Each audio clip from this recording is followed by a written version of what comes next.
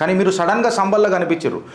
ఎట్లొచ్చిరు మీరు సంబల్కి అని చెప్పి నేను రాహుల్ గాంధీని అడుగుతున్నా. ఎందుకనంటే ఆధారాలతోనే మీ చిత్రగుప్తు కాబట్టి క్లారిటీగా సంబల్లా పాకిస్తాన్ ఆర్డినెన్స్ ఫ్యాక్టరీలో తయారైన బుల్లెట్లు బయటపడ్డాయి. నేను మాట్లాడతలేను, పెద్ద పెద్ద న్యూస్ పేపర్లలో వచ్చినాయి, మీరు చూడండి. POF అని చెప్పి మీకు క్లియర్ కట్గా కనబడుతుంది. POF అని ఇగో ఈ ఏరియాలో POF అని అంటే పాకిస్తాన్ ఆర్డినెన్స్ ఫ్యాక్టరీ. ఈ సంబల్ వైలెన్స్కి డైరెక్ట్గా పాకిస్తానీ టెర్రరిస్ట్ యాక్టివిటీలతోని లింక్ ఉన్నది అని చెప్పి ఇవాళ మనకు ప్రూవ్ అయిందా లేదా?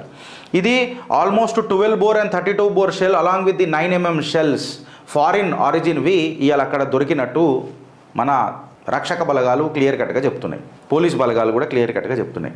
ఈ స్పెషల్ ఇన్వెస్టిగేషన్స్ టీం దిగినాయి.